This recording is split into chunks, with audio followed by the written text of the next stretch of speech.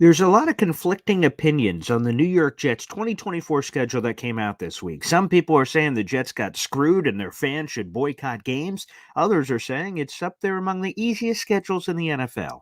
What the hell is the truth? That is what we'll get to the bottom of right here on the show.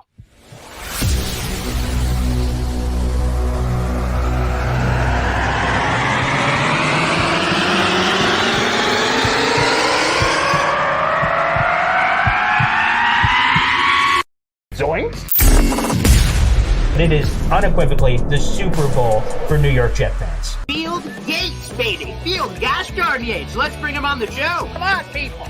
Connor Rogers is joining the show. What's up, Connor? But Trevor gosh darn Sycamore, baby, for me, personally, my favorite New York Jet of all time. Wow, it's great to be on. What an intro that was right there. Paul, nobody does an intro like you, man. Paul, you give the best intro of literally any podcast that I've ever been. I'm gonna lose my gosh darn bananas.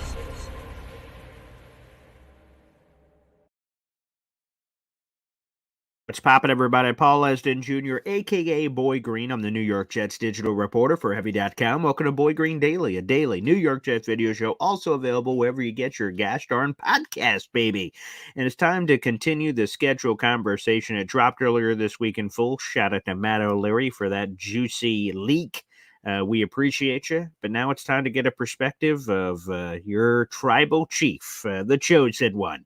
The face that runs the place. And let's bring him in. Paul Esden Sr., my father, who joins me every weekend for a little hop-on-pop action. Here we are. Let's bring him in. What's up, Esden Zone, here on the show? Hey now. Good morning, Boy Green. Yes, I appreciate the patriotism that is happening right now on my screen. There, not many people can pull that off, Hulk Hogan. So I'm glad you brought the Pythons because it's going to be quite a show. It definitely is, and the gun show's in town.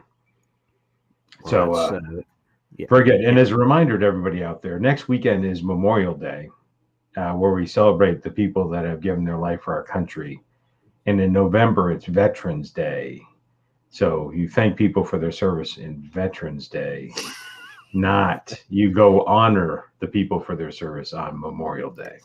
Yes, that's a good differentiator to highlight for anyone. Hop on Pop Saturdays, Jackson Valente in the room.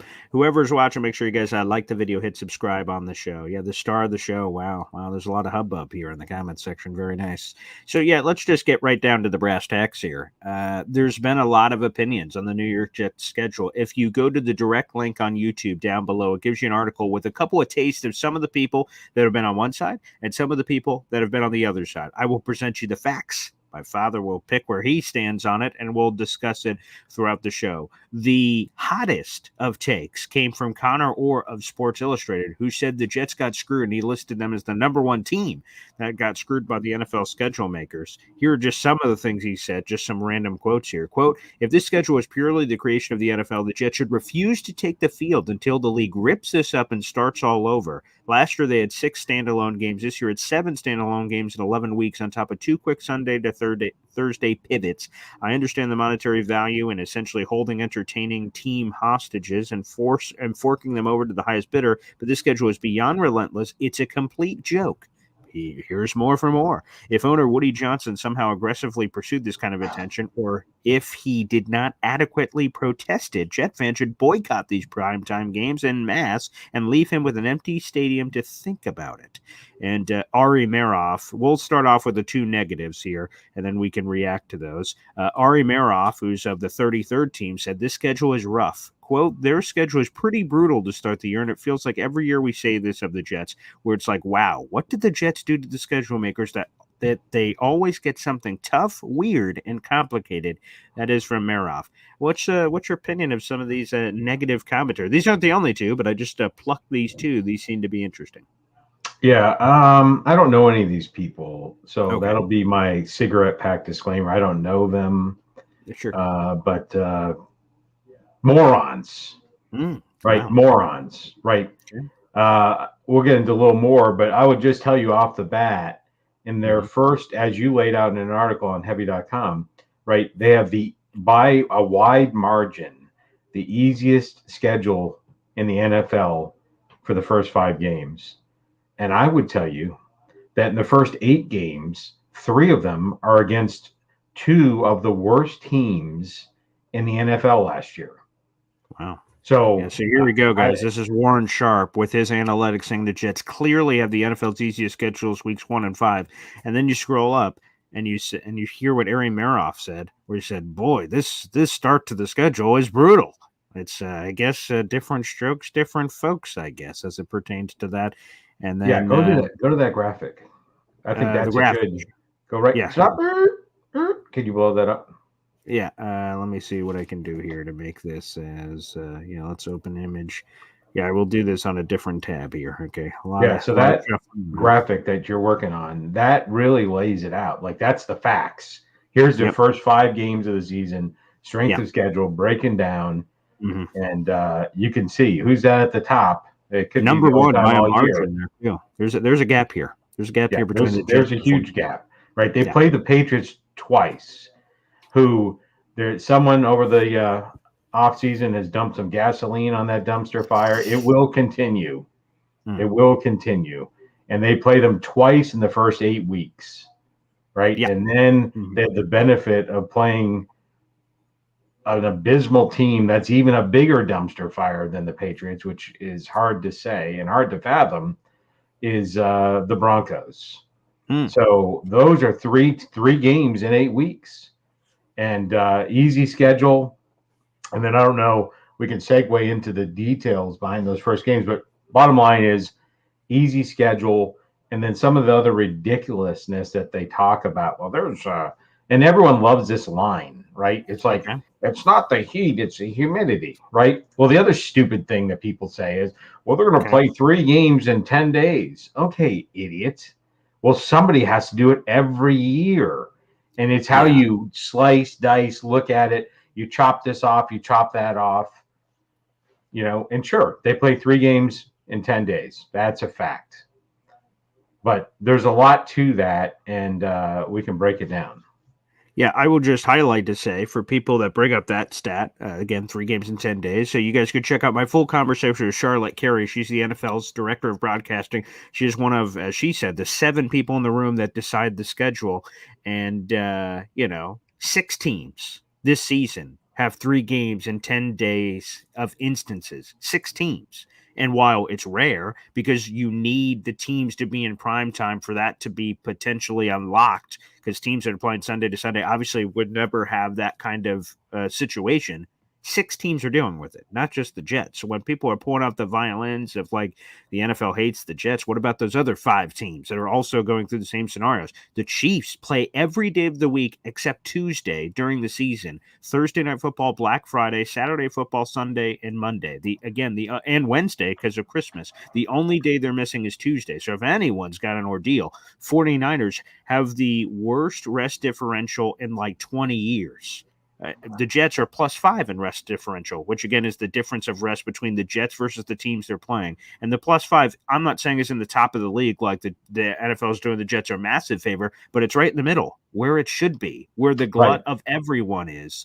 And the only last nugget I'll throw that's from the article you guys can check out is Eric Edholm of NFL Media, formerly of Yahoo Sports. He identified the top 10 teams in the NFL with the quote-unquote most favorable slates in terms of their schedule. The Jets were number 5 on his list with, again, the most favorable overall schedule. And he highlights how important that early start to the season is because there, quote, aren't too many worrisome spots before the Week 12 bye. Wow. Being ideal through the first 12 weeks, first 3 months of the season sounds pretty solid, but hey, different strokes, different folks. Yeah, absolutely. And, so I'd like to go back to the 3 games in 10 days, right? Sure. Just before I jump into that, realize that the NFL is a business, right? And the whole reason they have there's 3 teams with 6 primetime games. I think it's the 49ers, Cowboys, and Jets. The reason is the NFL is in business, I don't know, to make money. And you make money via ratings.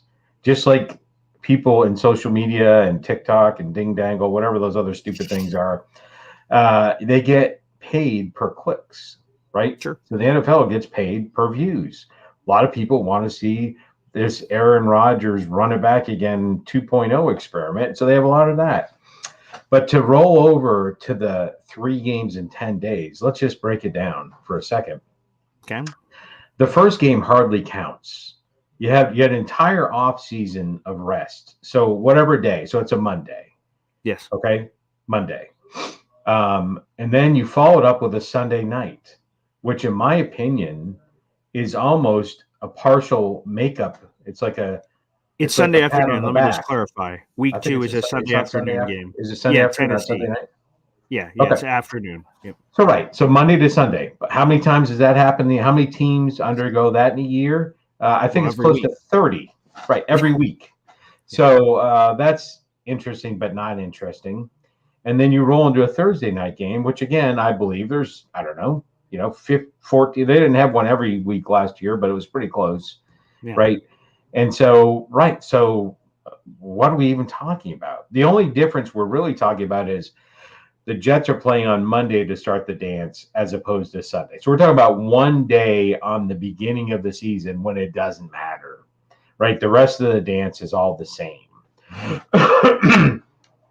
And I'll say that we can go through maybe the first 8 games and break down some thoughts on it because I think it's super favorable. And I really appreciate what you looked at, like this Connor, whatever his name is, Connor Snapperhead here, who talked about how bad the schedule is, right? Yes. He did it like a pastry chef. It's all airy and fluffy and just so people would click on it. He didn't get in the facts like you did around rest days. Right. That would be like somebody who's not paying attention saying the Jets have the 12th hardest schedule in the league. Well, that's true until you realize there's like 12 ties ahead of them, and they're actually right in the middle of strength of schedule. And so you can't complain about having the average hardest schedule in the league. I mean, so what are we even talking about? So this whole thing caught me completely off guard because you and I were looking very closely at the schedule release for the Jets, the Cowboys. We were talking about it at night. And I said, that's pretty good. It looks like the Jets can, and we can break it down. It looks like the Jets can get a running start at this thing. Yeah. And so then somebody come out and go, oh, this is like the hardest thing I've ever seen. Yeah, we'll break it down here. The other thing I will say off the top is you and Mike North, who is the NFL's VP of broadcast planning, another person that's in that room of 7 people. He said when he was explaining it in different media opportunities, he did a pool reporter conversation, also spoke with the New York Jets team and did a public interview about it. He said, boy, there's 6 instances of it. First off, so shut up. Number 2, if you were going to, if you had to cherry pick, they said, hey, this is happening. Where do you want it? Wouldn't you want it in the beginning of the season when, as he explains, you have full rest? And not only full rest, they've changed the preseason schedule.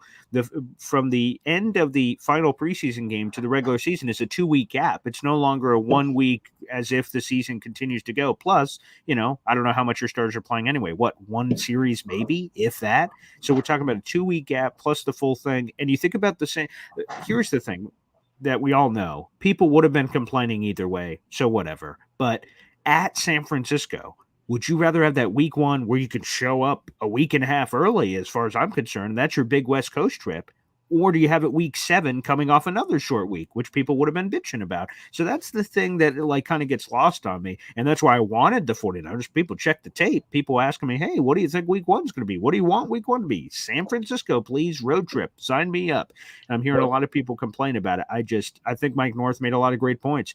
First off, it happened to a lot of teams. Number 2, it's the beginning of the season, so you should be as fully rested as possible to handle the 3 games in a 10-day span. Plus, you get the benefit. Sure, you have that in the nutshell, but after the Patriots game, you have a mini bye because of Thursday Night Football, and you have a couple of those because of multiple Thursday Night Football games. Week 9, they play the Houston Texans on Thursday Night Football for the Halloween trip. You get another mini bye in the middle of your season, plus the real bye, which, by the way, is week 12. So, I don't know. By the way, before we jump in the 49ers game, who in the wants to see the Patriots and the Jets on Thursday Night Football? Like, you talk about, so sometimes you have, like when we went to the Atlanta Falcons, Washington Redskins games back in the day in 2013, they're both coming off playoff appearances.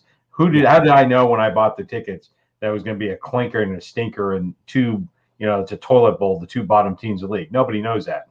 We know right now the Patriots Jets is not going to be a good game. So why would you schedule that on of all the primetime games? That's the most questionable.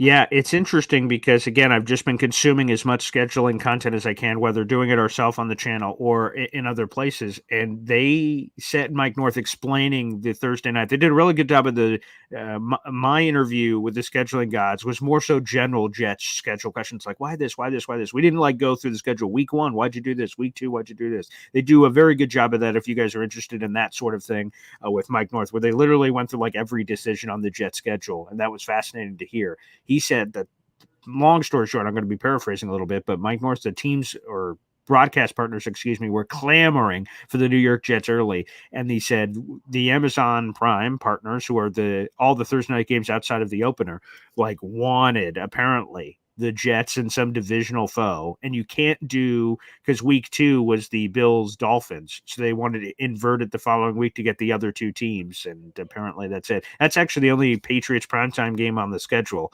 which should not be that surprising, all things considered. But it is that week 3 Thursday night game against the Jets. Yeah, exactly to my point. Buffalo and the Jets, Buffalo and Miami. I mean, Jets in Miami, right? Those are week 3 games of interest, right? The Jets. Anyway, I'm kind of excited, quite frankly, because the Jets got 3 buys this year, right? Maybe 4 if you throw in Denver. So, but anyways, to the 49ers game, I would tell you that having them week 1 is literally the most generous thing that could have happened. Okay. And I will tell you that that to me is the toughest game, arguably, on your schedule, right? Close. We don't know what Buffalo is going to look like because they're throwing to, my uncle who's dead, right? So they don't know who Josh Allen is throwing into. But I think it's fair to say at 49ers. I think that's the hardest. There's challenging games. That's what I was saying, right? Most challenging game. So you have that one. Mm-hmm. You have the most optimal rest. Yep. This is going to sound good, but then you think about, historically speaking, right? Hackett has, from now until that game, to be ready with a game plan. That should be, remember I'm saying this because we're going to talk about it in a few months. Remember what I'm saying now. That should be the best game plan of the season, of maybe of Hackett's entire NFL career. Hopefully it's short, right? And so we will see. They should come out running and gunning, slinging and winging. You may see Lazard put up over 120 yards that game, right? They should come out, on fire, on rest. You know how much tape the 49ers are going to have on this Jets team, right? They don't have any on Aaron Rodgers and the Jets and these weapons that they're going to have. They have nothing. The most rest, the longest time for the game plan. This is a perfect scenario for the Jets to play the 49ers. If you could have picked it, this would have been the pick of where this game should land. The Jets intimately know everything about the 49ers. Robert Saleh and Kyle Shanahan are best friends. He spent 4 years there from 2017 through 2020. Jeff Ulbrich, their defensive coordinator, he was in the league for a decade, all of which was with the 49ers. So he has all of his roots from San Francisco, which launched into his coaching career. So they do have intimate knowledge. And sure, Shanahan has intimate knowledge of the Jets defense, but I think the more important battle that will decide the game is less of that, and it's more of Aaron Rodgers against his 49ers defense, which, again, to your point, has no prior tape to really be able to study from. Yeah, and just to jump back to the puff pastry piece from Connor, I would like to say that the only in detail thought out thing was probably the stupidest thing he said, because he said that the 49ers, how cruel it was that Aaron Rodgers has to play against the guy that ended his season last year, who is now on the 49ers. Like, that's Leonard like Floyd, like the NFL scheduling people, right? That's how they did it, because they know that the guy that took Rodgers out, that's why they put the Jets in 40. No, moron, right? It was an optimum matchup on prime time. And by the way, I would tell you that the person more likely responsible for Aaron Rodgers' 4-play season was not the defensive person from the Buffalo Bills. It was the offensive line of the New York Football Jets that was responsible. It was a terrible no block, and Aaron didn't see it, and he Right. frankly he should have. Right. Yeah, right. And Garrett was wide open. Why did he hesitate? He should have just thrown the ball, and then we're having a very different conversation right now. No, you're right. Yeah, but the Connor to point that out that the NFL had some things so that Aaron would play again. Come on. And I just want everyone to kind of just have a sip of reality here. So I was listening, and not to pick on them, but they're just one of many examples. I was listening to the Badlands podcast, Connor Rogers and Joe Caporoso, and they're reacting to it. So I didn't get to hear their initial. They only saw the 49ers thing first, and then they did a full schedule reveal later in the week. So I'm listening to that first episode, like, oh, the 49ers. This is terrible. And I'm like listening to the take. And I hear Joe say, "Oh boy, I would have really preferred like a Tennessee Titans or something week 1." I prefer $1 billion right now. That's what I would like right now, $1 billion. Oh, I don't have it. Oh, that's bizarre. There was no way on this blue earth that the Jets were going to open the season. You could call this arrogant if you want. That they're going to open the season at 1:00 against the Tennessee Titans or 1:00 against the Patriots. Get real, people. Charlotte Carey said it. Mike North said it. Everyone was clamoring for the Jets. They wanted the Jets in one of those primetime slots. So there was no way they were ever going to, okay, I can wish I would have had this thing happen to me or this thing happen to me, which would have been cool. But if the chance of that thing happening to me is 0%, why are we wasting energy thinking about those things? So the Jets were always going to be in primetime. Mike North talked about the possibilities, and here were the first 4 that he thought of. He said, run it back. Buffalo Bills, Monday Night Football. Ooh, Miami Dolphins, Monday Night Football. 49ers, Monday Night Football. You see the thought process here? They said for 5 seconds they thought about a Titans or whatever, and then they're like, we can't put this with a bunch of these other games. We got to put this in a standalone window. And boom, it happened. So I just don't get the criticisms from that perspective. Like, boy, I wish it would have been that. Okay, I wish I would have had, purple whatever coming out of my head. Like I just that part of the equation, I don't understand. And yes, for those asking, the 49ers are a projected 5.5-point favorite for betting freaks that put that money down in San Francisco in May. So yes, it's a 5.5-point favorite at this point, but it could be growing. But the point is, I just don't understand among all the criticisms, because they were always, outside of a very rare circumstance, we're going to open in prime time. If the Aaron Rodgers debut was interesting to the NFL, how would the Aaron Rodgers comeback story not be even more interesting? And they doubled down on that, and that I'm not surprised about. Yeah, and you don't often get to quote the situation, but I will. And for those that don't know, the situation from the Jersey Shore. Correct. Yes. We are all hoping that the comeback is greater than the setback. That's right. So the other thing that was just to that article, and then maybe we wait for a different time to break down the whole schedule, but the only other thing that the guy, that moron said, was that he was complaining about the Jets having, I believe it's six standalone games, maybe it was 7 standalone games. It's 6 primetime games, 7 standalone. London doesn't count. That's the extra in week 5. Yeah, and so I don't understand that at all. So if you're a player, anybody that's on the on the podcast, anyone's ever played a sport, would you like to look up in the stands and it's like one of these? And I'm all for the UFL or whatever it's called itself now, but you look at them. Some of them, the St. Louis team is packing people in. Some of the other people is like that Wednesday bowl game on December 10th, right? You look into the stands and all you see are stands. So you think the players want to see that, or you think they want to be in prime time, right? Lit up. So I don't understand. And most standalone games give you more rest, sans the Thursday night games. And so you get more rest. You get out there, right? These people want to be recognized for their skills. So the whole derogatory comments about the 7 standalone games is just mind-boggling.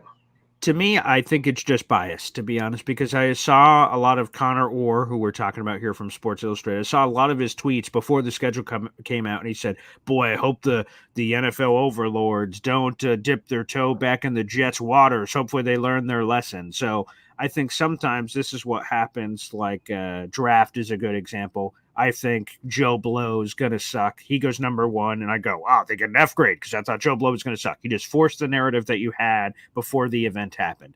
Oh, boy, really hope the NFL does put the Jets in primetime. Oh, they did. Oh, Jesus, oh, they got screwed. Terrible. Yeah. I didn't want to see this. Like, get over it, pal. Right. And you know, I hope that no Jets fans are upset, right? Because the number of primetime so the number of primetime games this year matches like an entire 5-year span of like 6 years ago, right? I mean, you don't have to go back very far where the Jets weren't on any primetime games.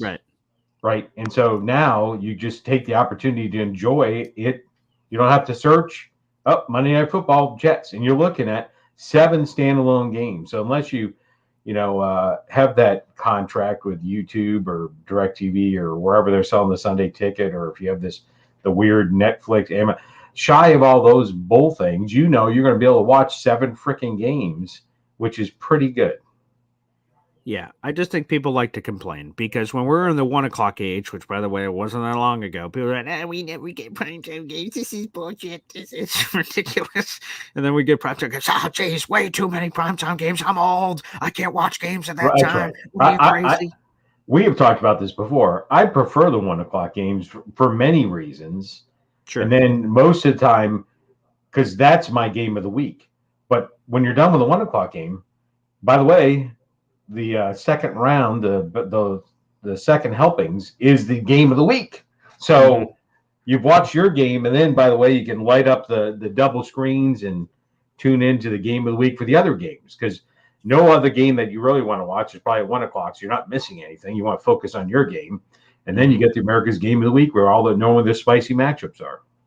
Yeah, again, for me, it's different now from being a fan and being at your house and us watching games at 1 o'clock and spilling it into 4 o'clock and spilling it into primetime games and like, woohoo, this is great. For me, now that I'm covering the team in this way with podcasts and articles and press conference coverages and all this stuff, after I watch a Jets game, I go into a cave for like the next 4 or 5 hours doing a bunch of work. So the Sunday Night Football or Monday Night Football is a really good example. I get to enjoy Thursday Night Football, Friday Night Football. We have that for the first time in over 50 years, kicking off an NFL season. And then we have all these games. I get to watch them all and not think twice. Sure, Monday night I'm going to be up till 4 a.m, but who gives a flying hoot about me? I get to watch all the other football, and that's just the sacrifice you make covering an NFL team. So I don't know. To me, it's exciting. It's awesome for them to be in the spotlight. And, people want to have their cake and eat it too. They want all the 1 o'clock games, but they want to be really good, and they just want to not be bothered. And those two things don't coexist. Very rarely last year, the Houston Texans having 0 primetime games was a mistake that the NFL admitted. They did not think the Texans were going to be that good, and they overcorrected. They have like 5-6 primetime games this year. So if you're good, you're getting the primetime games. So you're having one or the other, ultimately, I guess, is the moral of that story. I don't know if you heard that, but what's that? The construction workers, the coal miners, and the people that work at hard labor are crying you a river for how much you have to go through to cover the New York Jets. I just want to throw that out there for the people out there like, what did he say? What? You got the side eye from 1,000 people just now when you talked about the hardships associated with your job. I appreciate that. I appreciate the support. Now we will have to. I would ring the bell, but I won't because I was told. Yeah. There's been a lot of complaints about that, but I will say that I hope that we get more times. We'll have plenty of time, I'm sure. The Jets do start their OTAs practices on May 20th, Monday, so we'll have actual football to talk about too. Actual football, depending on your perspective, I guess. But we'll have those press conferences and things to talk about. But eventually, we'll have time to really go through the schedule and full flower. So I'm looking forward to that. Absolutely. Before we jump into anything else, we're taking this show on the road next week. So I've been. I think this year I'll have done this show from 6 or 7 different states. So haven't done it from New York yet. So next weekend we're taking this gun show to New York. I love you breaking these records. Not many people would say, you know what, I'm just going to change up the location. I'm just going to fly to different parts of the world and just do a show, but just check. There you go. Yeah, there's actually an outside chance I have to go to the United Arab Emirates And that maybe we'll do one from there. So I don't know. I don't know what my outfit would look like at that point. But anyways, I digress. I see this comment here though. Great call out, Max Power. Tom Green is down for it. I love Tom Green. Road Trip. That's a great movie. That's a great flick. I've not seen that in a hot second, but that's a goodie. You cannot eat French toast after watching that movie. You cannot. If anyone, but I will just make this clear that because of that, I will never complain about anything ever again. Although it did just happen, actually, which I was very concerned about. You order, for me, I order a burger plain, like it's just burger bun. And we went to a restaurant to celebrate Tatiana Mother's Day, and they come out and there's cheese. And I'm like, oh, ask for this plain. And then, but I've never heard someone say this before. They said, hey, do you want us just to basically, and they just said it straight up. They're like, hey, we could just kind of scrape this off, flip it over, and bring it back if you want. And I'm like, yeah, I guess. And they did. They just brought it back and must have went, here you go, pal. And again, I guess I could have done that. So it was just the weirdest interaction with the waiter I've ever had. It was quite bizarre. At least they offered you that. A long time ago, I went to lunch with my mother, God rest her soul, and she's not dead. But they get chicken sandwich at Friendly's, right?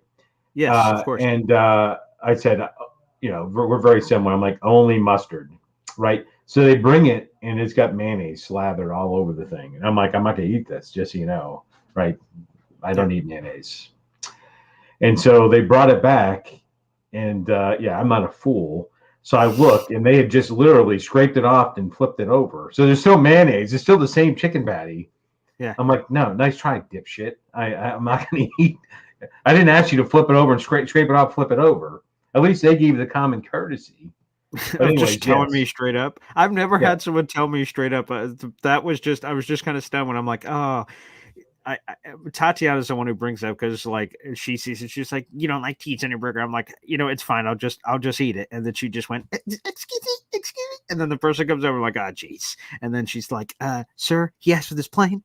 There's cheese. And the guy just stares at it for a second and no one says anything. I'm like, awkward silence. He's like I'm like, what's about to happen next? And he just said, yeah, we could kind of scrape it and flip it if you'd like. And then I was just kind of stunned by the comment, but they brought it back. I would have been worried if I were you. Twice to say once, mayo. Oh, okay. Flip. Well, they didn't do anything the first time.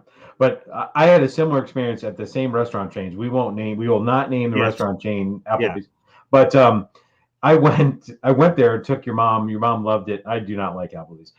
And they brought me a beer, and I took a drink, and I'm like, this beer tastes like crap. And so the waiter comes over, and you could clearly, I didn't drink 80% of it and said it tastes like, I took a sip. I'm like, it tastes like crap. And so waiter or waitress, I don't remember. She's like, well, and then she looks at me and she's like, well, what do you want me to do about it? I'm like, I don't know. I want you to take it back and bring me another freaking beer. What do you mean? What do I want you to do about it? Yeah. So very strange. When he was just staring, I'm like, staring like, what do you want me to do about it? Fix it. I don't know. Your job? I don't know. Right. Yeah, just give me that guy's food. Because if you're obviously going to bring me nothing I ordered. Yeah.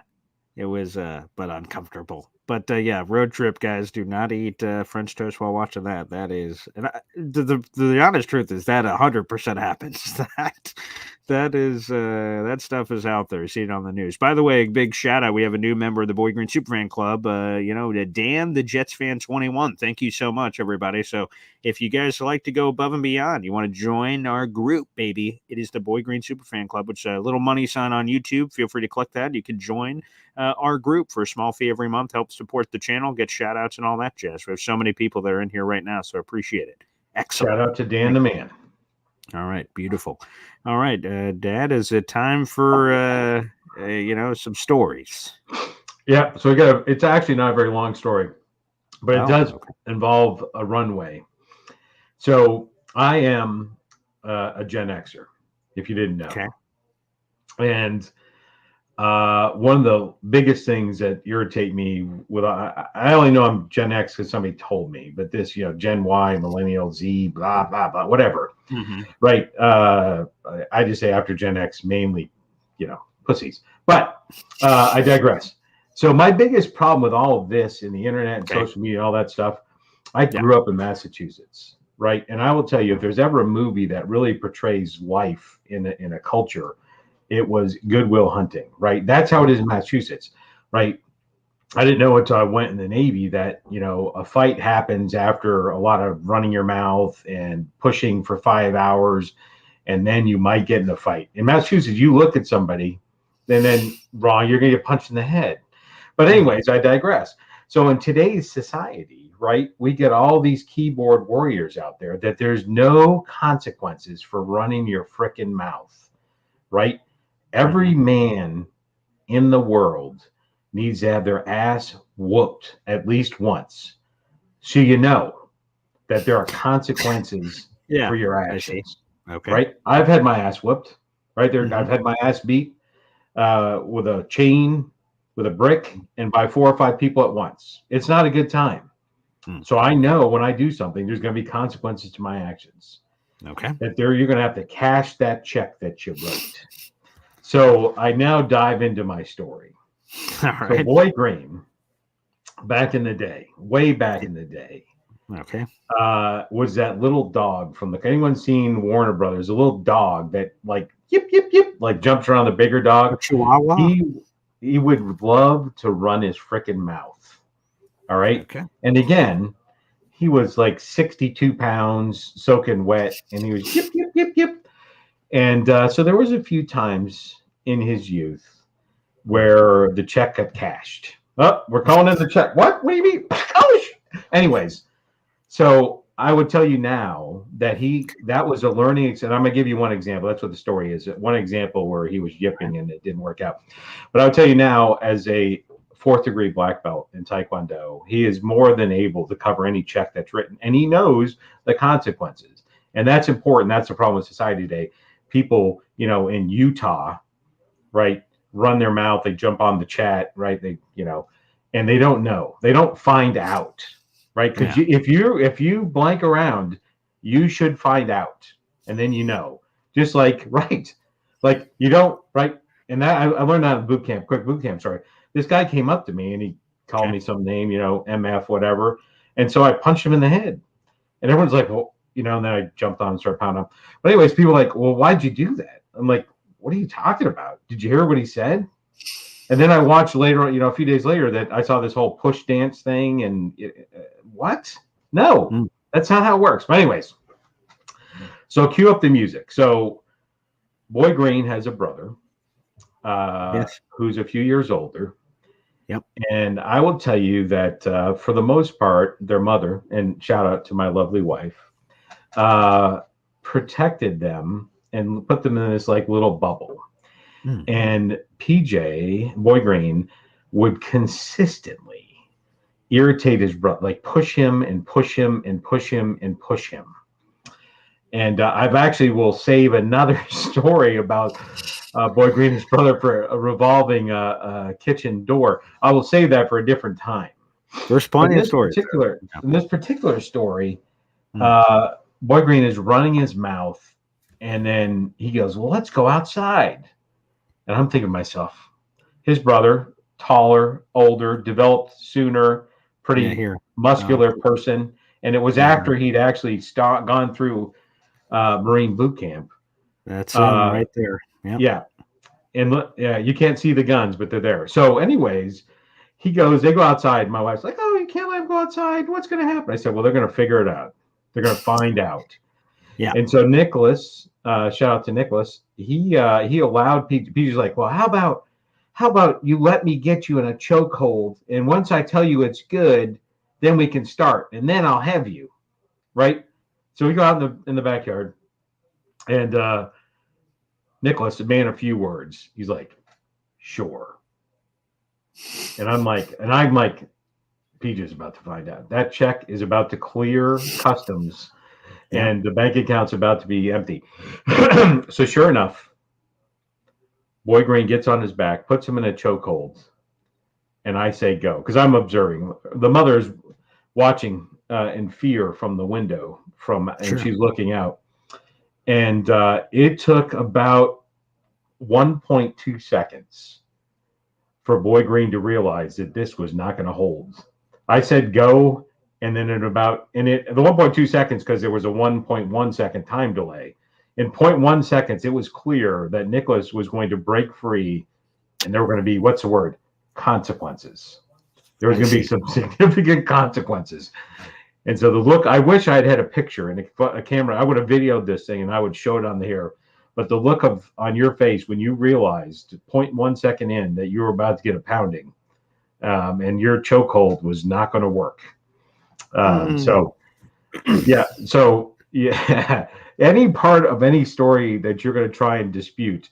So I only let him pound on you for a little while, and then I separated you. So it was a long time ago, and I think it was a life lesson that you effed around, and in 1.1 seconds you found out. And then I only let him pound on you, like I say, for at least, it was only like 10 seconds. Okay. I just want to make this clear. Okay. When we go outside, cash me outside, as the kids say. Okay. And he said I could take his back, and he kind of just gives from behind. I jumped on him like a freaking spider monkey, and I was able to kind of whip around, and that kind of surprised him. He didn't think I was going to do that. And I get him to the ground, and I have it in. And then you didn't get him to the ground. He didn't go to the ground. 100% got him to the ground. Now, here's the problem. The problem is that I felt the grip breaking, and I'm like, you know what, Nick, I'll let you off easy this time. I'll give you a truce. Now that's true. You started, you realized you were reverse yapping. You were that guy in Utah going, and then you realize that, what's that? Oh crap! I'll let you off this time. So I felt like I was getting him, and when I had him initial on the choke, I'm like, tap out, like, wrestling, tap out, baby, tap out, you bastard. And then he's, again, man of few words. He's not saying much, but I could tell that he's like breaking the grip a little. So I'm like, okay, I'll give you a truce right now. I'll let you cash out. You know what? Bygones be bygones. Let it go for sure. And then he did not seem to be interested in my offer. I did not get a counter offer. And then all of a sudden the grip broke. And I'm like, oh boy, this is unfortunate. And then there was a counter offer. You did receive the counter offer though. But again, 100% took him to the ground, surprised him with the zig, like just throwing my weight around, like he didn't see it coming. That part of it, he thought I was just going to jump on his back and just lightly do it. I'm like, no, if I'm getting my chance, I'm jumping on there like a tiger on a gazelle, and I'm going to try to wrestle him down. But the problem is that he is built like a Mack truck, so that was getting him down to the ground. I'm not sure was the best ploy. Should have been, kind of use, kind of get in and out really quick, use the speed. So, may have to run that back, you know what I mean? And see what happens. It was always going to end that way. And you jumped on his back like a flea.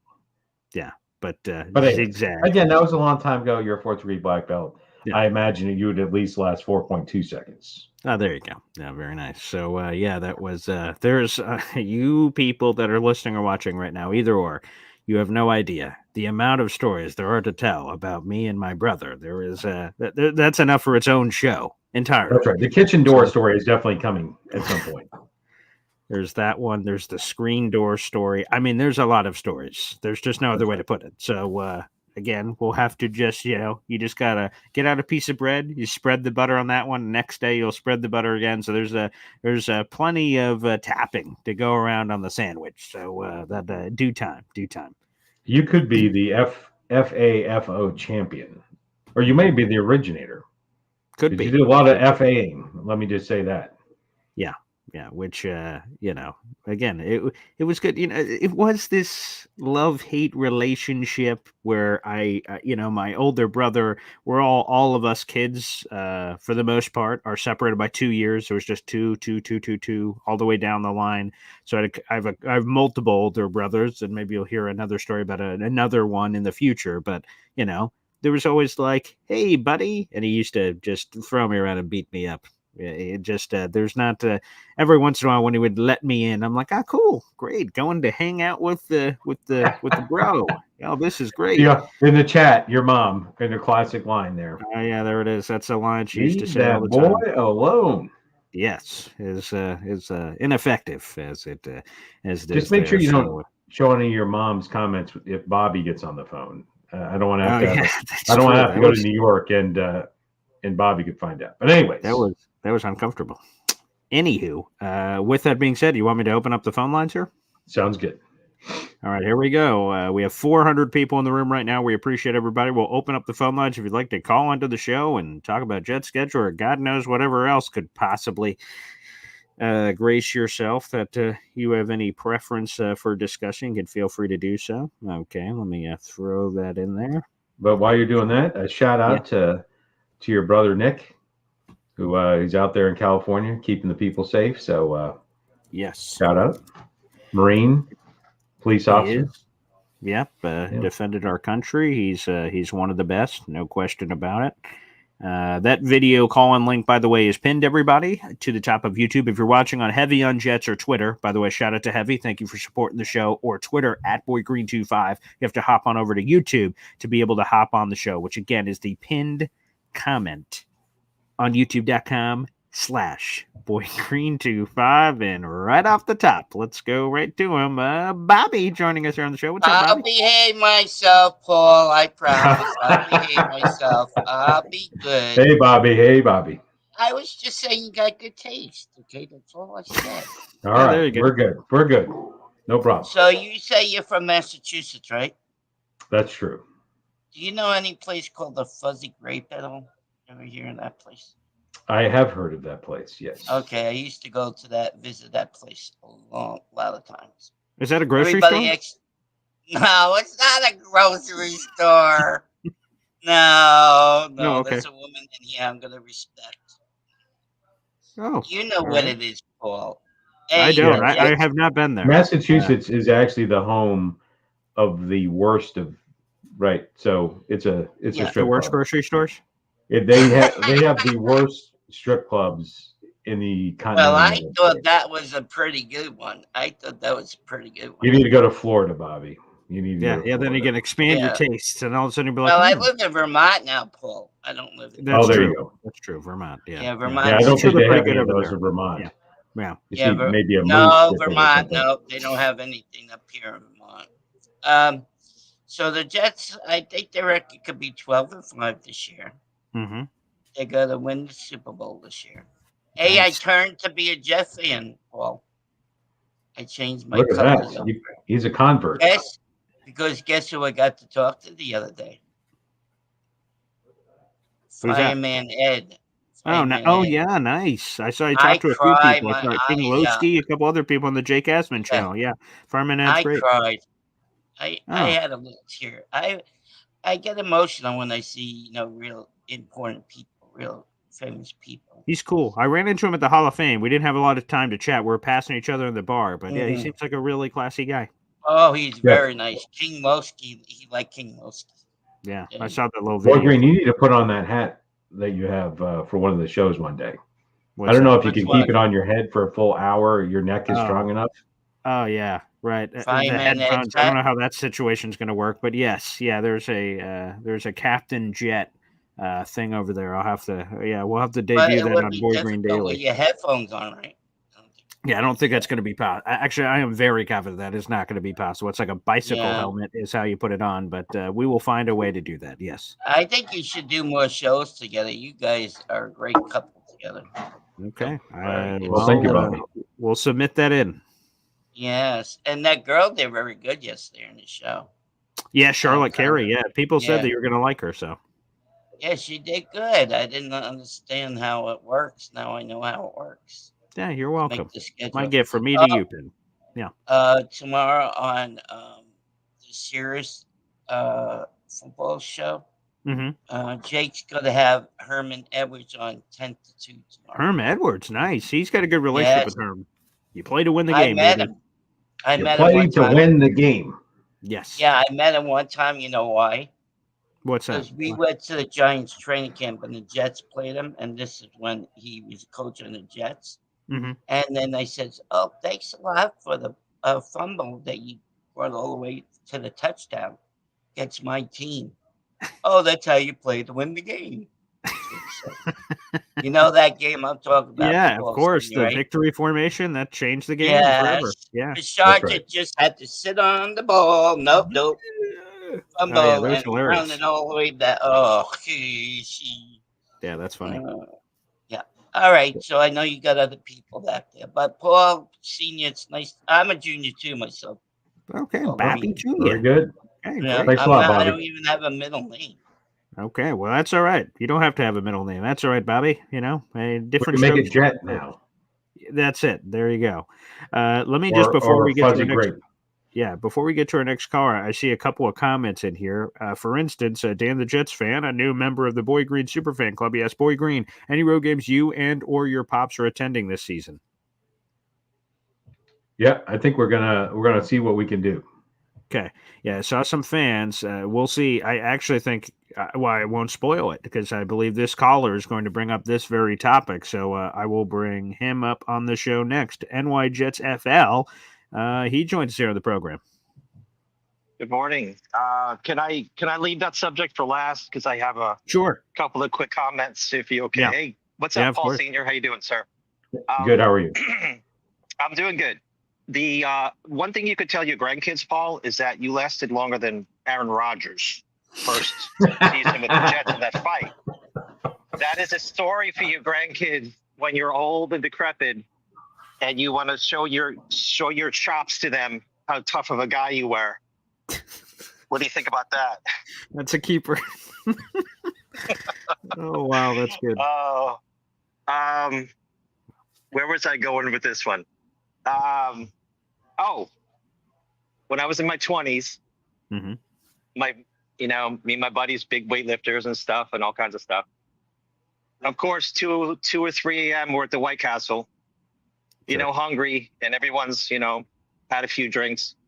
Go inside. A couple of big guys are just messing around, trying to mess with people. I walk in, guy looks at me, goes, "What the F are you looking at?" And I'm like, "I'm not looking at F and nothing." And then he swings at me, and it was on. And my buddies are like standing there, and I have this guy down on the ground, and his friends are punching me, and my arm is up to block it. So I'm never actually hitting the guy. Like it was like, grappling. I'm like, dudes, man, what are you doing? I'm the one taking the hits on the head. You guys are just standing there. So anyway, That's what you fine. said, Paul, about you never know what you're gonna get when you walk in to somewhere. You just never know, man. Especially that time of night. Not a good time to be out somewhere getting something to eat. But real quick, Paul, you have a reason to come down to Jacksonville at a minimum, Paul Senior. How far are you from Jacksonville? A couple hours? Yeah, I don't know. I don't know how far Atlanta Okay. is from Jacksonville. Okay. So a bunch of guys are already talking about either both games, Miami and Jacksonville, or one or the other. I know I'm going to do both, but it would be, be pretty cool if maybe Boy Green, after he has, gets his new child into the world, maybe he can pop down for a weekend and you guys can drive down to Jacksonville. We can have a meet and greet. That would be December 8th, I believe. Yeah, it's just a shade under 5 hours, is what Google says. It's 4 hours and 15-minute drive. Okay, further than I thought, but it's not that far. Yeah, so there you go. We There's can have the Bobby there, submission Paul. there, Pop. Paul Senior, we can get Bobby down at the tailgate too. There you go. That'd be awesome. That would be Yeah. awesome. Hide the women. I still want that shirt, Paul. Hide the women with Bobby's face on it. That's That There you guy- go. Yeah. That's you can have that one, Paul. Anyway, Paul Senior, that's about all I got. I got my fight story in. Tailgate, you're welcome to come down with the Jet fans. Even if you come to New York, maybe I could pop up and catch a game. But the closest games that I have are Jacksonville and Miami, obviously, and also the Miami game may be a very important game at the end of the year. Sure. Could decide the That could be, division. yeah. Very much so. Yeah. Thanks, pal. How about them Cowboys? All right. There he is. NY Jets FL joining us here on the show. Oh, my. So there you go. Yeah, there's been a lot of requests while you have not been on. There have been comments about what games to go to. And people ask me about home games.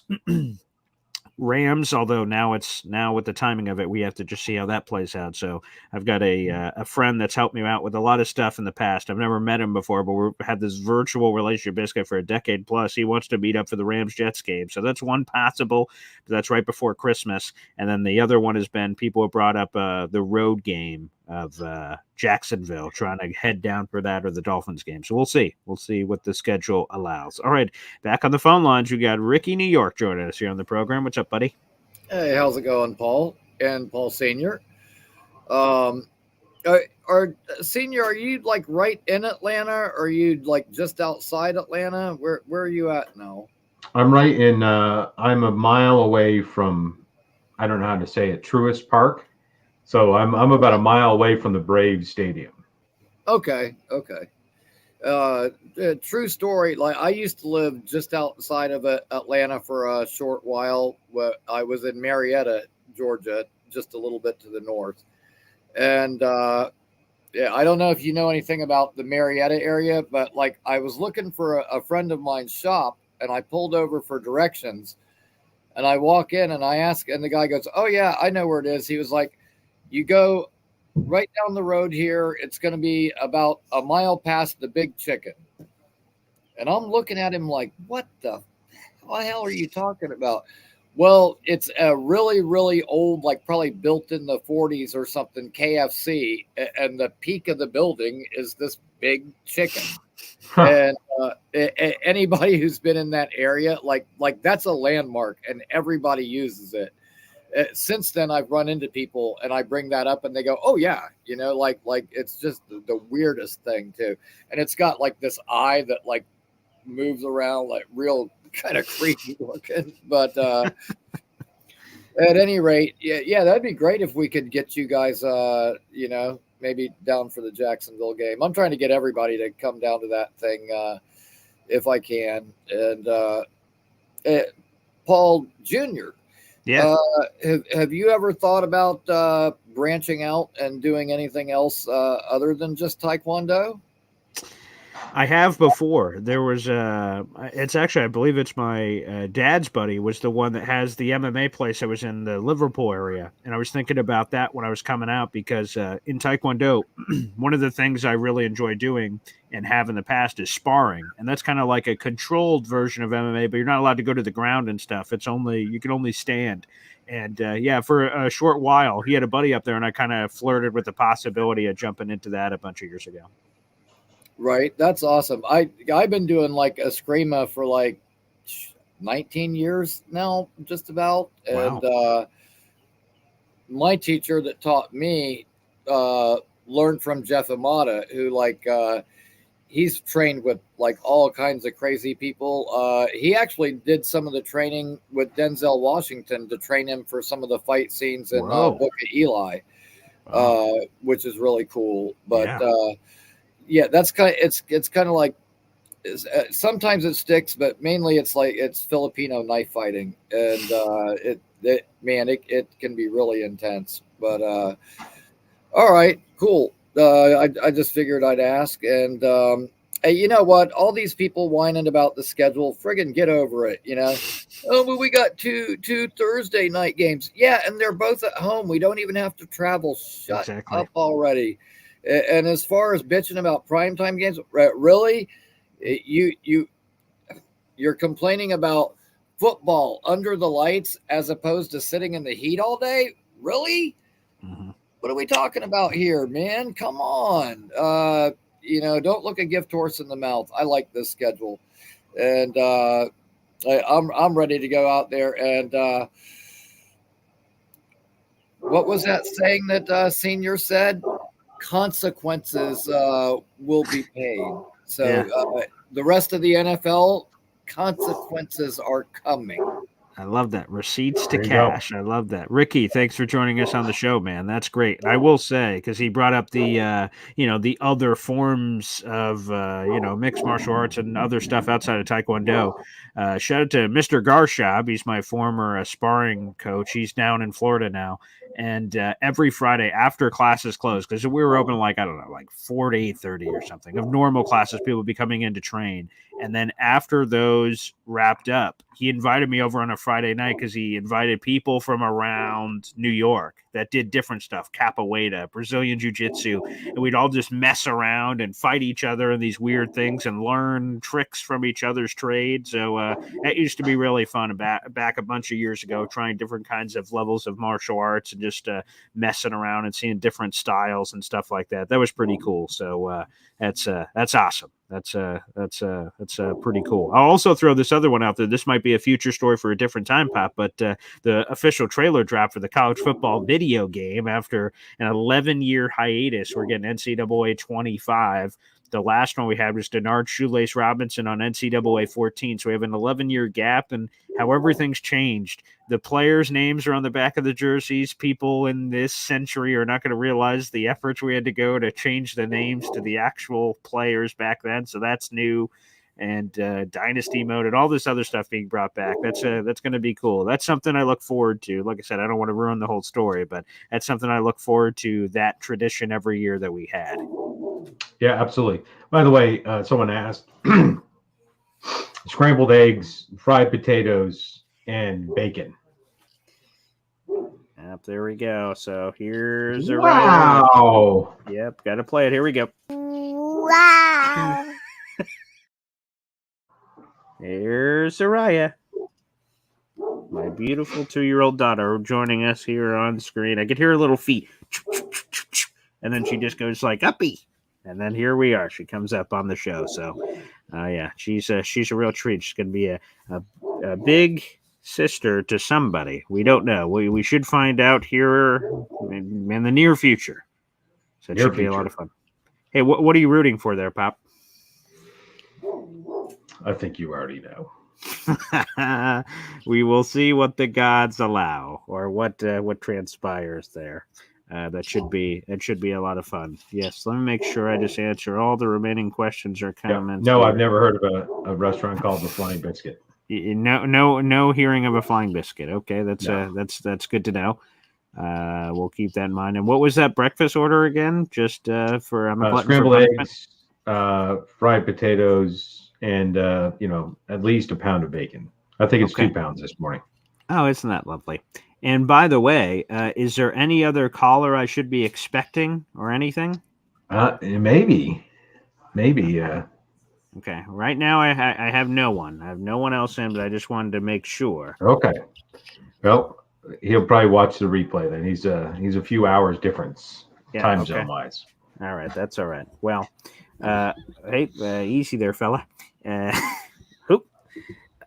I appreciate everybody tuning in for Boy Green Daily. Again, nearly 500 people in the room. Make sure you guys like the video, hit subscribe. That's a free way everyone can contribute to the show, whether you like hopping on the camera or not. That helps us grow the channel, so feel free to do that. And if you want to go the next step, like I said, we have a bunch of people in here from that I can see on the screen, from Bobby, Jeffrey, and so many others that joined the Boy Green Super Fan Club. So if you guys take the extra step, I really appreciate that as well. So feel free to do that. Small fee every month to help keep the lights on. But Pop, people love you. They want you more times than once a week. You're getting a lot of action. All right, very good. Sounds like back in the day. Yeah. Well, I will leave that where it lies. Happy Gilmore, leave the ball where it lies. Yes. Play where it lies. Play where it lies. Right. Okay. Well, thanks everybody for tuning in, and we will be back tomorrow morning at 7:30 a.m. for Boy Green Daily. I'm Paul Lesden. This is Uriah Luna and Paul Sr. We're all signing off. We'll see you next time, guys. Take care.